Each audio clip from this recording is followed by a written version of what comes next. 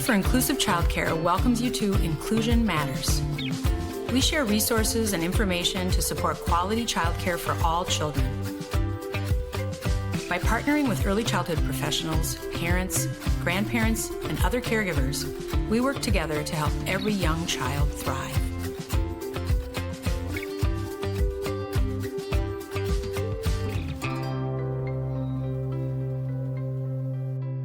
Welcome to the 300th episode of Inclusion Matters. 300 episodes. It's hard to imagine that we have reached that milestone. Thank you all for just sticking with us and continuing to listen and provide feedback for new shows. This 300th episode is really going to be looking back at the variety and also the key things that we have hopefully provided to you in your work with young children or your care of young children. We know that parents, grandparents, early educators, special educators, therapists, all sorts of people use Inclusion Matters as a resource. So we look forward to this episode and hearing from you what you think of it.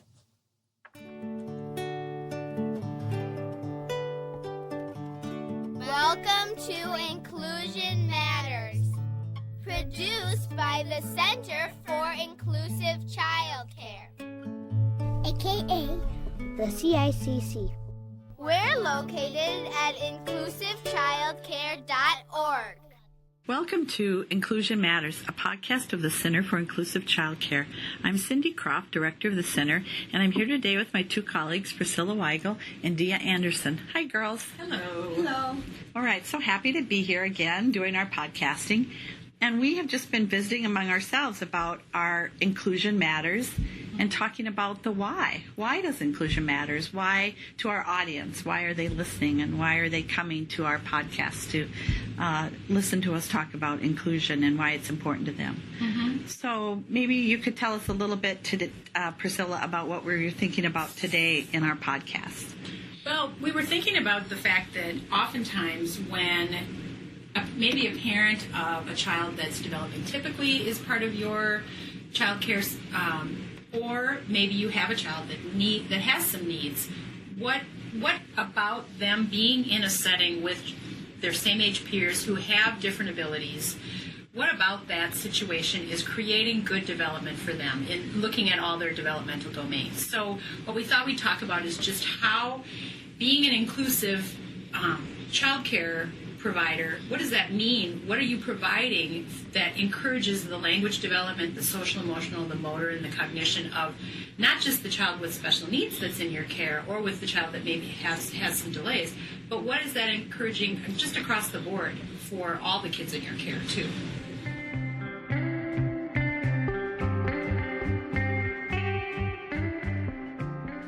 As you can hear from our first clip of the earlier days of Inclusion Matters, we've come a long way.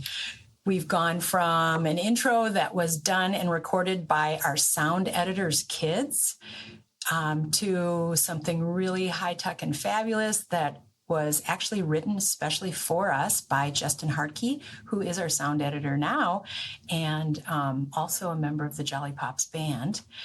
And we're so grateful to him for his creativity in that. And it's time for those updates to happen, 300 episodes. So as you could hear from the clip, the early days of Inclusion Matters were pretty rudimentary. We had a super small MP3 player with a couple of microphones sticking out of the one end. And Cindy Croft and I would often record in my family room. And we would just talk about things that would come up in our coaching work and in our work supporting trainers throughout Minnesota on the Project Exceptional content and just anything that was coming our way related to inclusive care and quality inclusive care. Cindy Croft, our founder, and Dia Anderson and I were the three original employees of the Center for Inclusive Childcare. And in 2026, we will be celebrating our 30th year. And that is a big milestone as well. So this celebration of our 300th episode is kind of a lead into what's to come for the future of us and our organization. And Cindy and Dia and I alluded to some of the reasons why Inclusion Matters came to be and why we felt it was important to start this podcast with this type of foundation and philosophy. And we really have tried over these 300 episodes to stay true to that foundation of inclusive care matters to children who have needs and are unique in different ways. All kids are unique, as we know, but also to the children who maybe don't have a diagnosis or are following the typical path of development, and their families. Everyone benefits. And so some of the clips that we're including in this episode are just going to highlight the history and the past things that we've discussed and how that has influenced, hopefully, the early childhood landscape of Minnesota and also other states across the nation and actually across the world, because we do have listeners all over. So I look forward to having you settle in and just listen to some of these recaps, and I hope you enjoy it.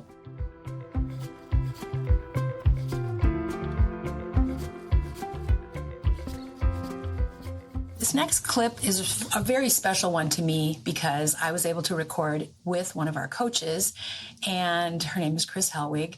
And Chris has been on our team since the earliest days of inclusion coaching. She joined our team right away in the beginning when we received funding to provide coaching to sites. And Chris and I go way back because we worked at Fraser together in classrooms and worked many years together. And so I feel really blessed to have Chris continue to be on our team to this day.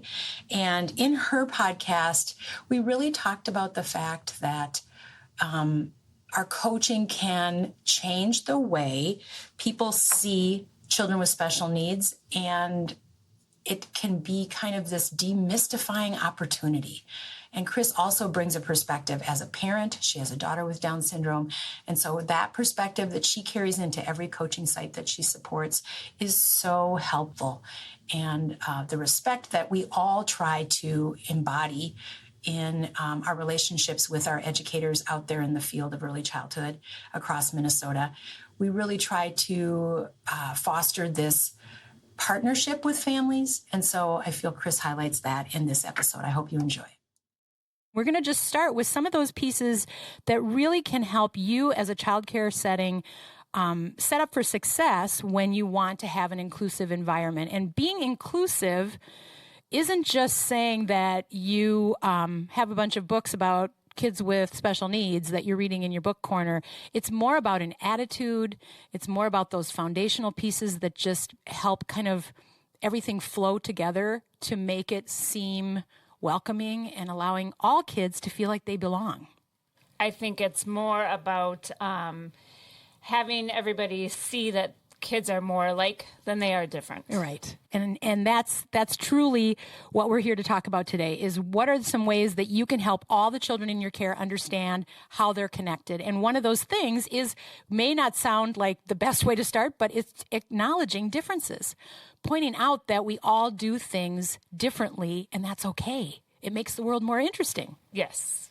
I know when my daughter was younger, I used to go into her kindergarten classroom or first grade classroom, and we would read a book. And it talked about the differences, and we were just very open and honest about those differences, and the children would ask questions and we would answer those questions. Yeah. And it kind of took the mystery out of it. Right. So just, I think, acknowledging those differences and being open and honest about those with the children is very helpful. Because kids are curious. Correct. They just want information.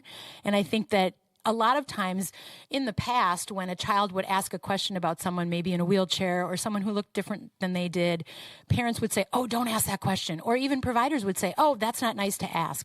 But then what we're saying is there's something secret, there's something mysterious, there's something possibly bad about that. Something not right. Yes. And so I think that your point, too, of just going in and being really open about the uniqueness of your daughter and also about those in your care out there, those who are listening, just really talking about the fact that wouldn't the room be boring if we all were exactly the same? How would I keep track of who's who? And just highlighting some of those differences that are adding to the group. I remember a student that I had years ago who wasn't very verbal. He didn't use a lot of language, but he was really great at whistling. And pointing that out in a time when other kids maybe were looking at him like, why aren't you saying anything? And saying, but have you ever heard this guy whistle? He's really good at it. Show him how you whistle. And realizing that not every child that age could whistle. So it was one of those moments where that group of kids realized, wow, he can do something that I can't do. Just like I might be able to do some things that are maybe a little trickier for him, but it doesn't mean he can't try. Right.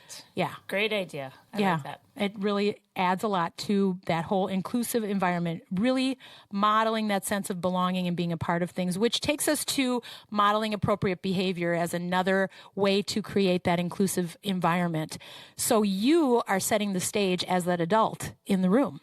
Yes. Yes. And I think one thing we know about young children is they're always watching us. Yes. So they're going to model our behavior. So if we are modeling that it's okay that there's differences and we acknowledge those, we're showing them that appropriate behavior. I think they just fall right behind us and do just what we are doing. Right. And just have that level of acceptance. Right.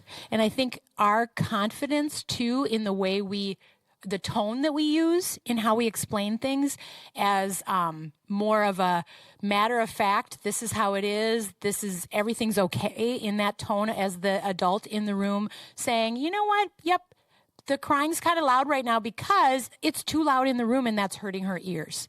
And she needs something to cover her ears. What could we find for her? Let's help her.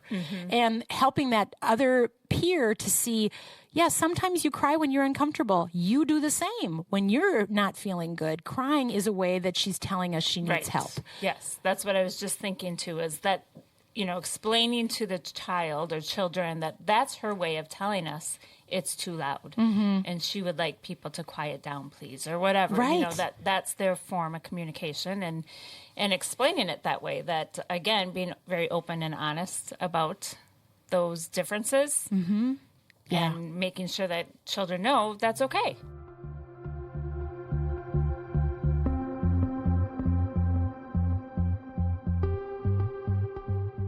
In this next episode with Michelle Fallon, we have the opportunity to talk about the really key principles of the early childhood educator building connection, not just with families for themselves in that relationship, but also modeling and partnering with families in the building of their relationship with their child and how they see their child and how they see themselves as parents.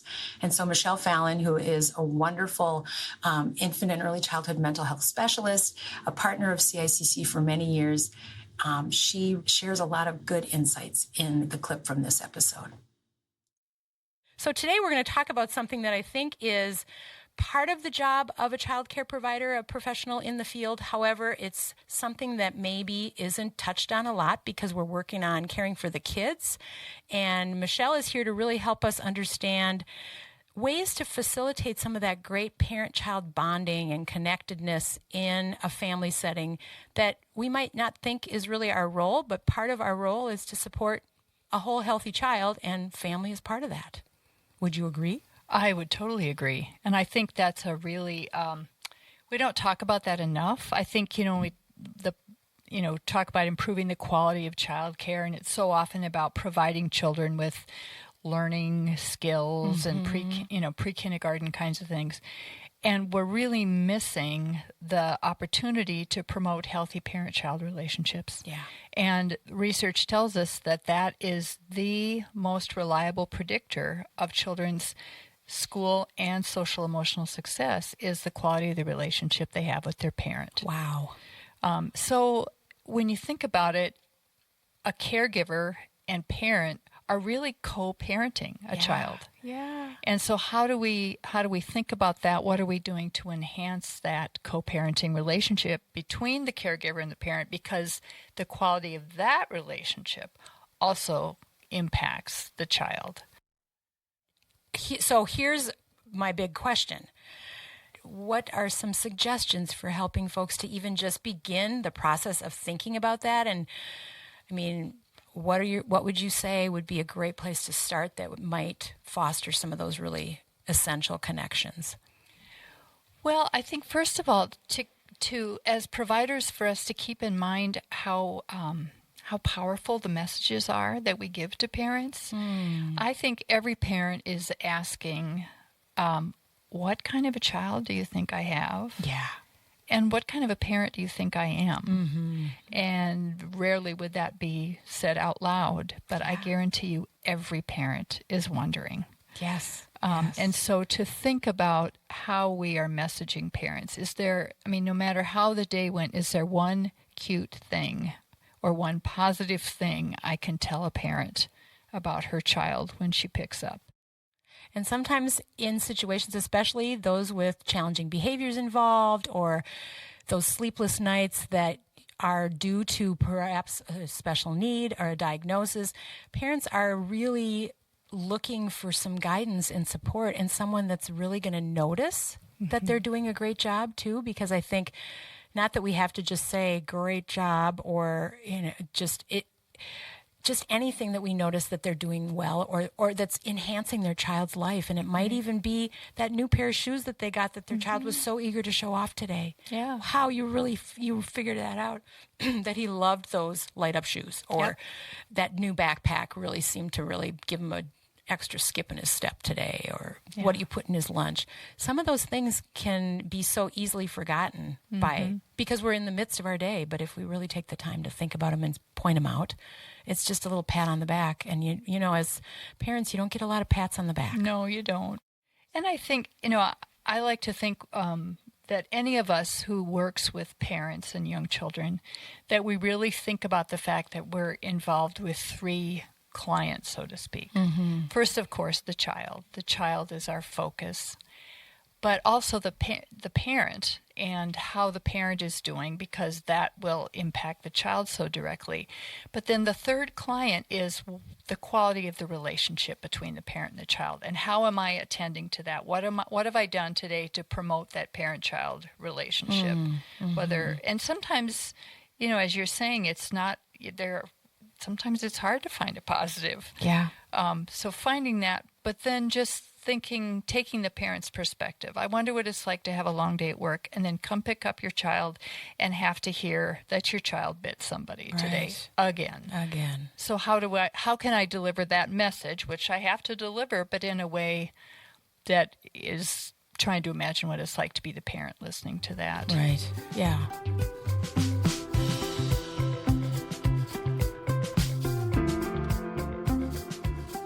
One of the great partnerships that we've been able to foster for these 300 episodes and beyond, for these 30 years of CICC, is one with early childhood special education in our state system. And our coaching can provide really amazing opportunities for the early childhood special educator to partner in a different way with the early childhood staff and the child care providers, because we are there oftentimes to help extend what that early childhood special educator is providing as far as strategies and supports, because they're going in really focused on that one child. And what we can help them do is help support what they're working on with the staff of the child care setting or the family child care home. And we can also extend some of those tools and resources across all of the children and all of the programming. So I hope you enjoy this episode with Kylie Hendrick from St. Paul Public Schools and Jackie Johnson, one of our CICC coaches. And this clip really highlights some of the things that can occur in a real positive partnership with early childhood special education. If we are able to get time within the classroom, but then also some time when students aren't present to really talk together and to really problem solve together, it really makes a big difference in the student's success. We find that when we come in and, we might have ideas or we might be asking questions and then we leave, teachers are busy, childcare providers are so busy, and having time to be able to follow through with those suggestions and having time to collaborate with us seem like they are sometimes the hardest things. So finding those times to make that whole collaboration and communication successful is really important. I know sometimes as a coach, I might send information to a provider, or I might say, hey, just watch over the next week and see, you've been feeling like this is an issue for this child. How many times do you really observe that? And I think sometimes I feel like I'm asking too much because it's just another extra thing. But do you sometimes give providers sort of, I would use the word like a little homework or a little follow through thing to watch for you as she's there, he or she is there all day, every day? Yeah, we will often, say, can you keep an eye on that and let me know next week when I come in when that's typically occurring or how often that's occurring, just like your example, Jackie. But we also talk about some strategies, and try to come up with strategies together for the child. And we always want to kind of check back and circle back with the providers and see how that went for them. See if they were able to practice it during that daily routine. See if it felt okay and how that follow through worked for them. And the more honest providers are with us, the more we're able to problem solve maybe a new way or come up with a new strategy or idea when we know that, hey, this maybe didn't work. And when we have that open communication, the collaboration and planning is much more successful for the child.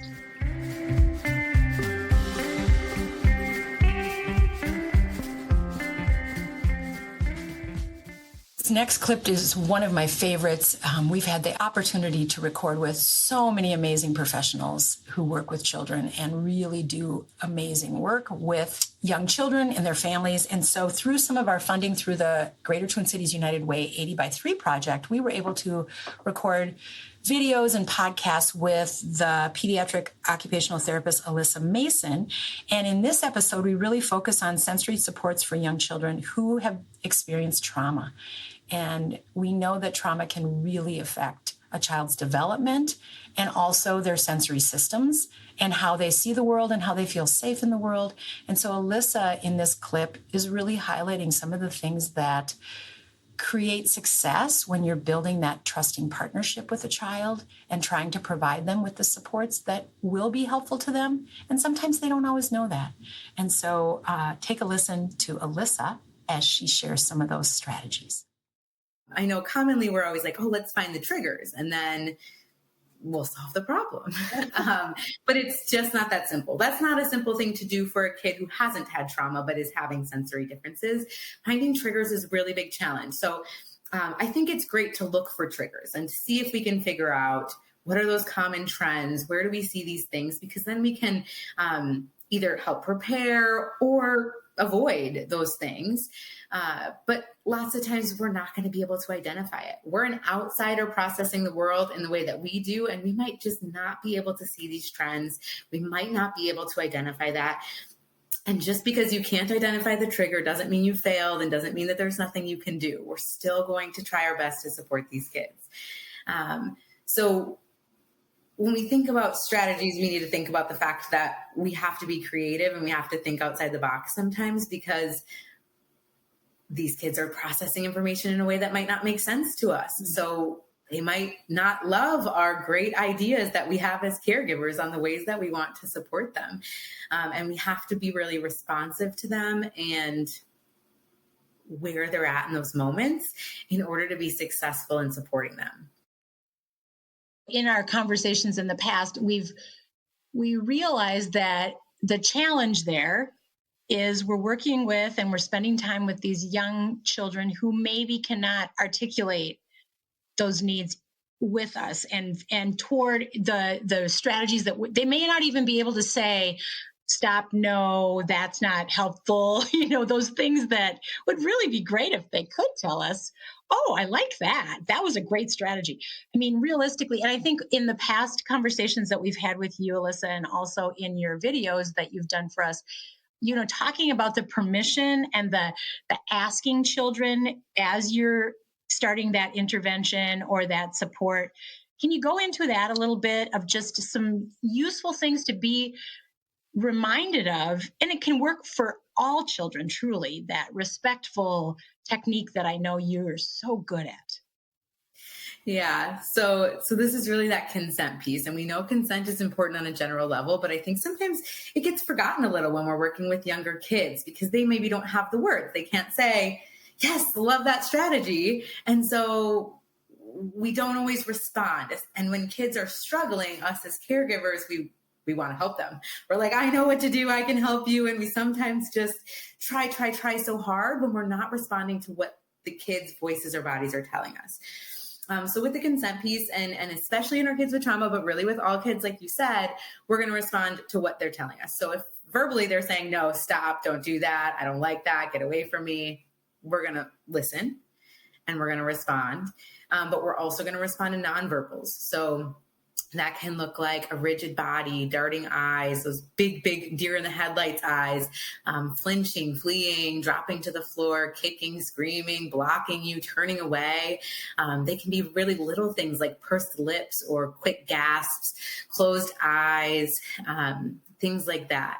And so those are things that are telling us, like, they don't want what we're offering them. They don't want us doing that thing that we're doing. And so what we need to do in those situations is find kind of a balance of respecting what they're asking us, but not leaving them, not abandoning them in that moment. And so if you're saying, leave me alone, I'm going to stop maybe being right in your face or saying, hey, will you do this? Hey, can you come over here? Hey, can I give you a hug? All those things that you're telling me, leave me alone. And so I might take a step back. I might take 2 steps back, but I'm going to say, hey, I'm still here for you. You want me to move back? I'll move back. But I'm still here for you. I'm going to stay right here to support you if you need it or when you're ready. It's finding that balance of respecting them, but also still supporting them and not leaving them alone.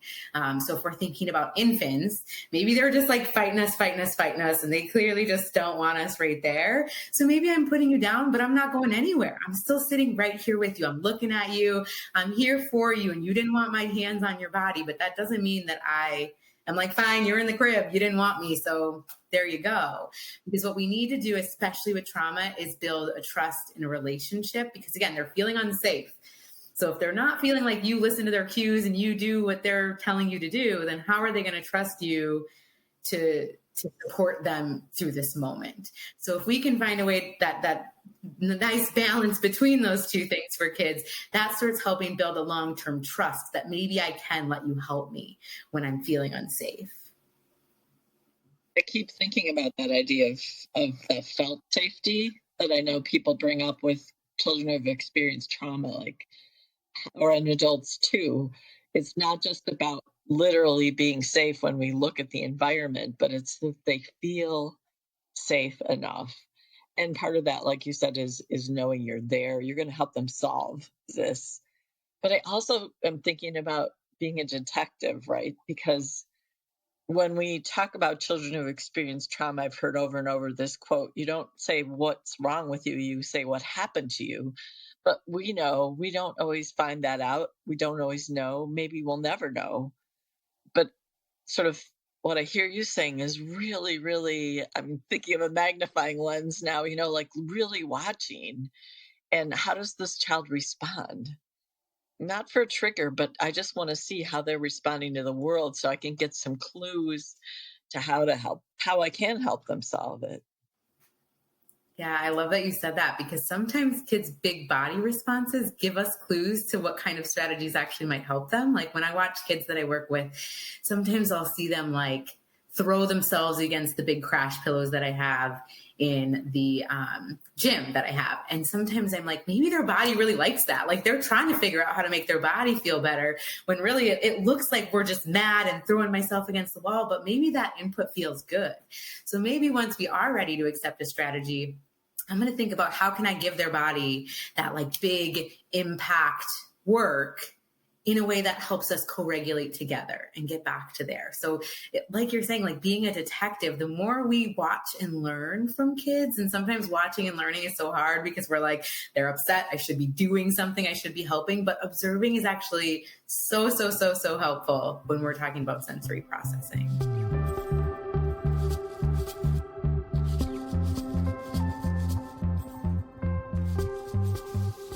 One of the things that Inclusion Matters has afforded me as the host is to foster and build partnerships across the United States with those who work in the field of inclusion and early childhood education.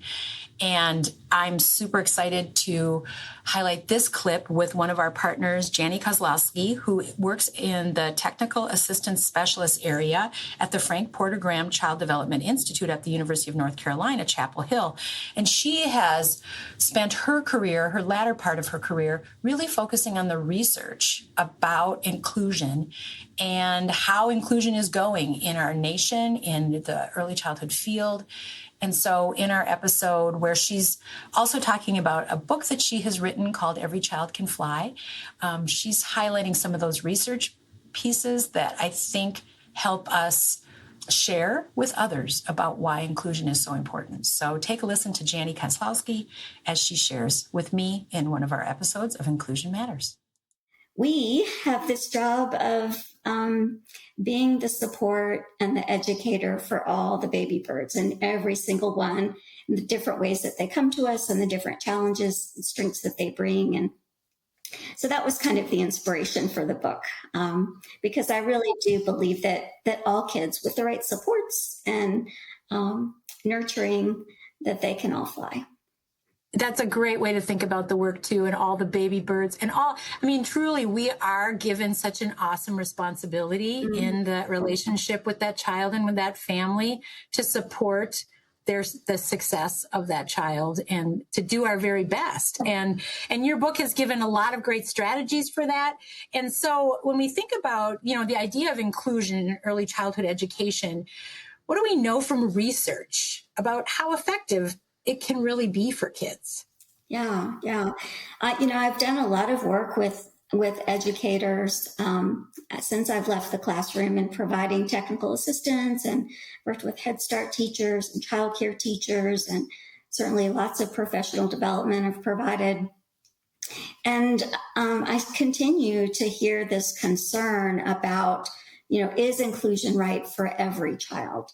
And what we know from the research is that children with and without disabilities benefit from learning together. And what we know is that children with disabilities, more than half of the time, receive their services in segregated preschool settings. So we do not have a good system for inclusion across our country. In fact, more than half of kids are not served in inclusive settings when they're 3 to 5 years old. And that's the age where it should be the easiest, Yeah. And it's also the age that really sets the trajectory for children.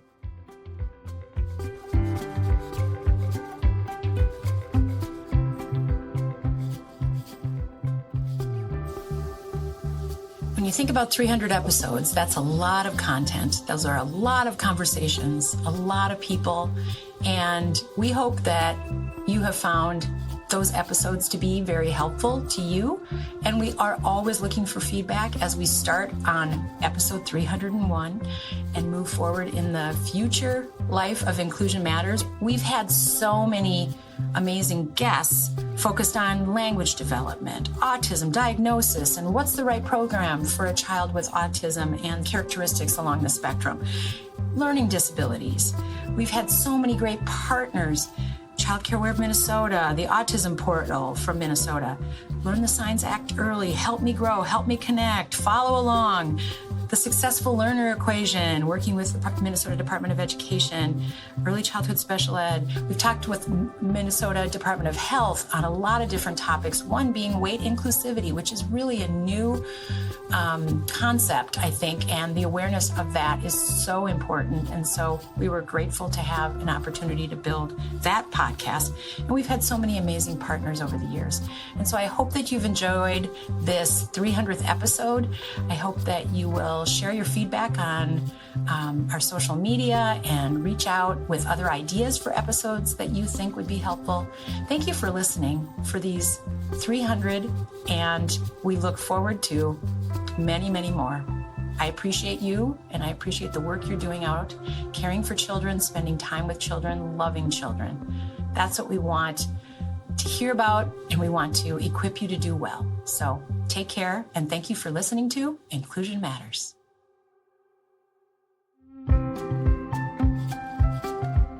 For more information and a wide range of resources, visit inclusivechildcare.org. You'll find information on our coaching services and support on topics such as healthy child development, strategies for encouraging positive behavior, and guidance on including children with unique social, emotional, and learning needs, and much more.